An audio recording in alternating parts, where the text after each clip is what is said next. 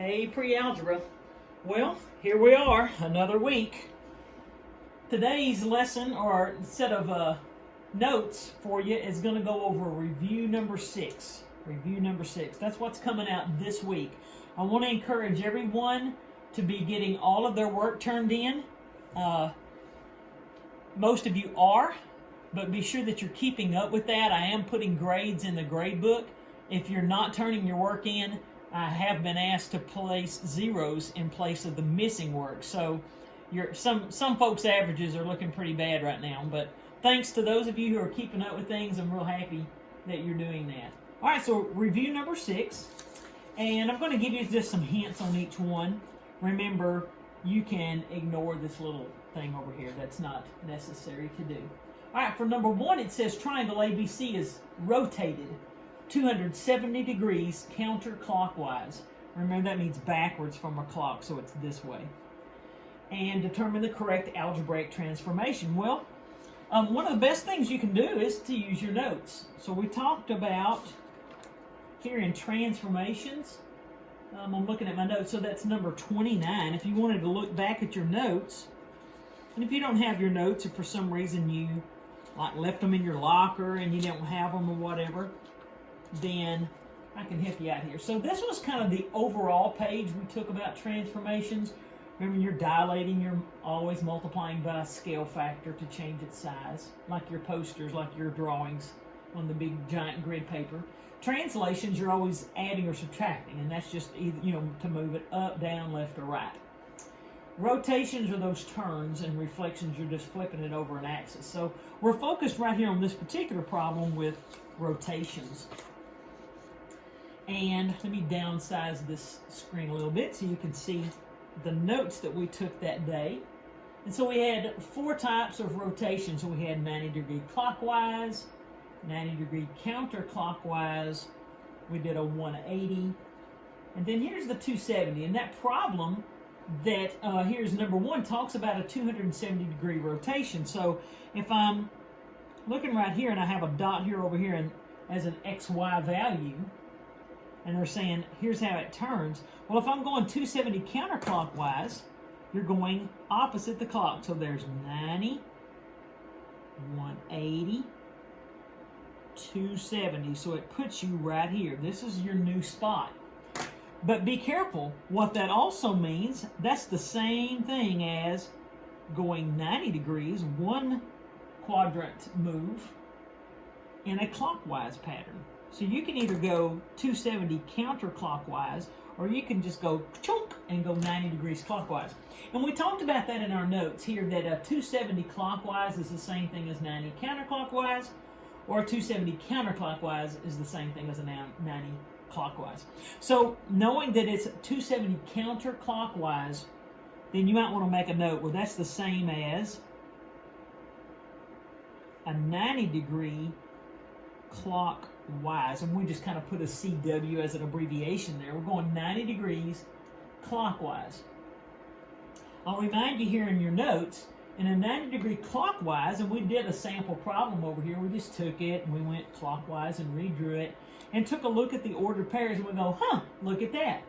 The X and the Y coordinate swap positions, right? They just swap spots. But when the X went back here to the back of the parentheses, it changed its sign. And it happened the same thing again. 6 and 5 swapped spots. The 6 went to the back, the 5 went to the front. And when that X moved spots, it changed its sign. I'm going to move out a little bit. If you recall, we did this. We said, all right, if I'm going counterclockwise, the chasing hand is the one that changes signs. If I go counterclockwise, the swapping hand, the one that's chasing, it'll be the one that changes signs. So that kind of goes along with this rule right here. All right, so we're going 90 degree clockwise. That's this guy right here. Use this to help guide you on number 1. All right, moving on. Number 2. Number 2 says, hey, I've got a table and it lists several points that form a line on a coordinate plane. And then it says, based on this information, what are the y-intercept and the slope of the line? Well, I'm going to remind you that to find the slope, you rise with the y's and you run 1 from your x's. Remember that? So we called this Christmas tree in it. And that'll help you find the slope. You'll put the rise over the run to find your slope. M equals slope equals. When you find that, you'll probably either find out, looks like it's either going to be a positive 4 or a 1 over 4. So once you have the correct slope, you'll be able to kick out 2 wrong answers. It looks like the other options are that if I want to have a y-intercept, I'm going to remind you about a y-intercept. On a y-intercept, that just means where are you crossing the y-axis, dude? So if I'm a y-intercept, I'm crossing the y-axis. Maybe here, here, here. Any point on the y-axis. And I want you to remind yourself of this. On the y-axis, you're one of these dots, you know, anywhere along the y-axis. But what would an ordered pair for that be? Well, remember, your first number in your ordered pair has to be your x-coordinate, then your second number is your y-coordinate. So if I want to be on the y-axis, I don't want to go to the left or right. I don't want to go any. So I'm definitely going to start with a 0, and then your y tells you how to climb. Climb up 1, climb up 2, climb, you know, down 5, or climb down 20, whatever. So I know if I'm a y-intercept, I have to start with 0. Look at all these ordered pairs. I think there's an obvious one that you could kick out based on that. All right, so that's a good hint for you on number 2. I'm going to go ahead and move on to number 3. Number 3 says I have a net of a triangular prism. Net is just like a triangular prism cut along its edges and laid out flat. And it's an equilateral triangle with equilateral triangle bases. That equilateral is super important. That means all the sides of your triangle are the same length. And it says the triangles have an altitude or a height. Altitude is how high it is. It has a height of 2.6 centimeters, and that's shown right here. Here's how high the triangle is. 2.6 centimeters. And each side length is 3.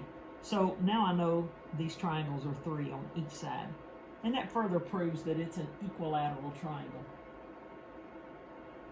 All right, so I have 2 triangles that are exactly the same. So if you wanted to do the number, shape, size, area, you could definitely do that. That's how we talked about doing surface area, because that's what the question asks. Which is closest to the total surface area of the triangular prism represented by this net? So I have 2 triangles that are exactly the same. If you wanted to come in here and say, all right, so I've got 2 triangles. And remember the formula for a triangle, if you look at your formula chart, it's 1/2 base times height. That's the formula you would need. So 1/2 definitely. The base of this triangle is 3, and the height is 2.6. So 1/2 times 3 times 2.6. Now remember, after you multiply this, you have 2 triangles that are that size. So after you do this math, don't forget to times it by 2 to get your triangle area. And then what you have left with are 3 little easy rectangles, so you'll have 3 rectangles. The formula there is just, you know, base times height. Base times height. So you can tell how long they are. And based on this, knowing what we know about the triangle, well, if that's 3, then that's 3, and that's 3. So each one of our rectangles is a 20 by 3. All right, number 4. Number 4 is kind of tricky, so I'm going to look at this one carefully with you. Let me kind of squeeze in on the words to start with, along with this picture. Mr. Kruger attended an event at the Good Time Sports Arena. The arena is in the shape of a circle, which you can see here, with a radius of 200 feet. So remember, radius goes from the center of the circle to the outside edge. That's 200. He said he parked his car in the lot at point S. So here's his car out here. There's the car, which is 250 feet away from the entrance at point F. So that's 250, and it's already shown here on the graph. So he parked his car and came in here at entrance F. Well, I don't have a number on this dotted line, but isn't it just a radius? Doesn't it go from the center to the edge of the circle, just like this one does? So I do happen to know that this length right here is 200. We actually do know that. So knowing that, I know this whole distance is, I'd walk 200 feet to get to the edge of the circle, and then I'd walk another 250 feet to get to his car. So I know this whole length here is 450. Those two distances added together. Well, the question says that Mr. Kruger left the arena through an exit at point D. So he didn't go back out the way he came in here at F. He leaves here at D. And he walked a straight line path to his car, his parked car. About how far away was his parked car from the entrance at D? So this is the length that we're trying to find right there. Well, guys, look at that. Looks like a right triangle to me. I know that the hypotenuse is 450. I know this leg is 200, and your answer is going to be this leg right here. So why don't you apply the Pythagorean theorem here to number 4. I had to go through a lot of little steps and jump through a lot of hoops to get that one. Number 5 is simply a volleyball, so we know that that's a sphere. And the question is, what's the volume? So the formula chart for volume of a sphere is 4/3 pi r to the 3rd power. It's not pi r squared, it's pi r to the 3rd power. So this dot right here shows you the radius from the inside center point to the edge of the ball is 4.1. Now remember, it does say which one is the closest. So when you plug all this into your calculator and you replace r with 4.1, you're going to get a number that is not exactly one of these, but it's going to be close. All right, number 6.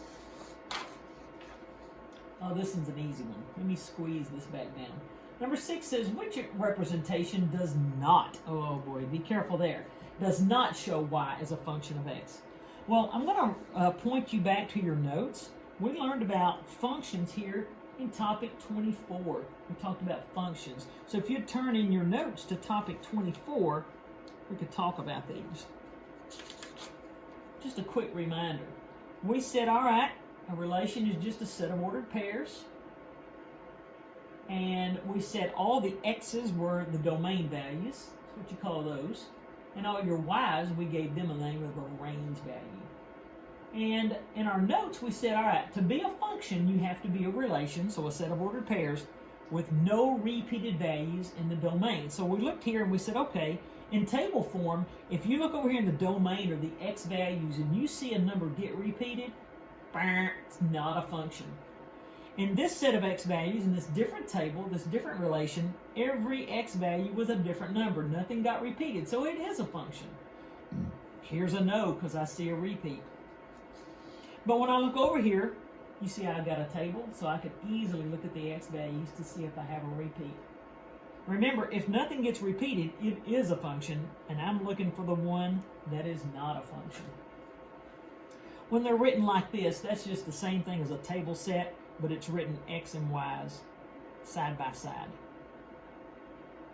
All right, remember, when it's written like this, that's called a mapping. So set notation is an x and y values we just set side by side. So remember, the x's are your first number in the ordered pair set. So just look at the firsts. If they're all different, it's a function. If you see any repeats like we have here with the 4s, it's not a function. Now on the mappings, remember you had lines connecting numbers in these kind of ovals. Every line connected 2 numbers, and that makes an ordered pair. 5 goes to 7. Here the 8 goes to the 1. The 8 went to the 15, and the 20 goes to the 15. And you notice you have a repeat here. That's not a function. But there were 3 lines here, so I have 3 ordered pairs. Nothing got repeated, so this one is a function. Remember, my advice to you was to take how many ever lines there are, that's how many ordered pairs you'll have, and to create a table of values, because it's super easy to see if you've got a repeat or not. Now, when you're taking a look at a graph, We graphed a set of ordered pairs that we knew would be a function because nothing was repeated. And we said, look at there, every dot has their own x value. Nothing has the same x value. Everybody's spread out. But over here, we graphed a table that we knew was not a function. We see a repeat here. And how does that look on a graph? When they're repeated x values, those dots will be stacked on top of one another vertically. And so if they're stacked vertically, you've got repeats in the domain, it will not be a function. And so we applied and learned about and talked about what we called a vertical line test. If you look in your notes, you'll have this. Everywhere I could put a vertical line, I can only hit that line one time with any vertical line. So this one passes the vertical line test, but this one's fine right here, right here, right here, right here, and all of a sudden, bang, right here I could put a vertical line and I'm hitting it in a bunch of different spots. That's not a function because I have dots that are vertically stacked. And here, your circle can kind of be confusing, but if I draw a vertical line, bam, bam, I'm hitting it twice. So I have vertically stacked points. That means repeats in the domain. It's not a function. Okay, so look at each one of those. That should be a super easy one. Number 7. Which numbers from this list are less than negative 0.94? Well, I can tell you right now, positives are never less than negatives. So the first thing I do is strike out my positives and then go from there. The best thing to do is turn them into decimals. And remember, in negative land, the bigger they look, the smaller they are. Number 8. Number 8's a really wordy one. But I want to give you a really good hint. This one hint is going to help you get number 8 correct. He said, I'm looking at the slope of this line. Remember, that's the rise over the run. Jot that down on your own paper. It's the rise over the run. How do you find rise over run? Well, I'm going to remind you. In our notes, we talked about slope here in topics 18, 19, and 20. So I'm going to back up to topic 18 right here.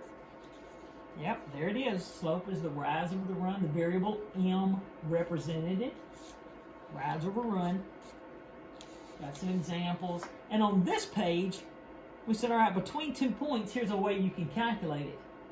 Remember, you rise with the y's. You run from your x's. So the rise has to do with the up and down difference, and that's the y-axis that goes up and down on it. So y-axis is this axis. So it's the change in y over the change in x. Your x's will go on the bottom. I noticed that on this one, they start off each description. This one says Jason knows the change in x over the change in y will find the slope of the line. I can use that one right there to tell you if it's true or not. G says Jason knows the change in y over the change in x will find the slope of the line. So that says just the opposite of F. H says, well, he cannot use the two similar right triangles to find the slope. I don't think that was correct. And then J says he can find the slope using either the change in y over the change in x over the change in y, or he could use change in y over change in x. I think that's what that says here. It has to be, rise has to go on top. It can't be one way and then flip it over. That won't work. It's always got to be the rise on top. So I think you connect that F or G is where you're going to start with. All right, 9 and 10, super easy. Your calculator is going to help you do number 9. On number 9, all you need to do is go to your y equals screen and just type in, it says y equals 2x, so I'm going to try y equals 2x. And now I want to compare it to a table. So if I go second graph to go into the table, the first one, it says, hey, look across from when x is negative 2, is there a 4? Well, here's x is negative 2 right there. Let me down arrow to it. Is there a negative 4? Yep, that worked out. All right, let's try this next one. Across from negative 1, is there a positive? Oh, wait, that said positive 4. That doesn't work, does it? And that says negative 2 here on my calculator. And this says positive 2. So that's how you can check it. A is definitely out. Now you try the others and find the one that does match. Number 10, super easy. Square root of 256. Let me go back to my home screen, second mode. Square root of 256. I'll remind you, the square root symbol on your calculator is the secondary function of this key. So hit second, that, type 256. I'll let you hit enter and write your answers right here. All right, remember, this is the decimal point. So if it's a whole number, you won't put anything over there. If it comes out to be a whole number, this is the ones, the tens, the hundreds. So it matters where you place it. I'm going to ask you to write it in here in the boxes and then also bubble in your answers also.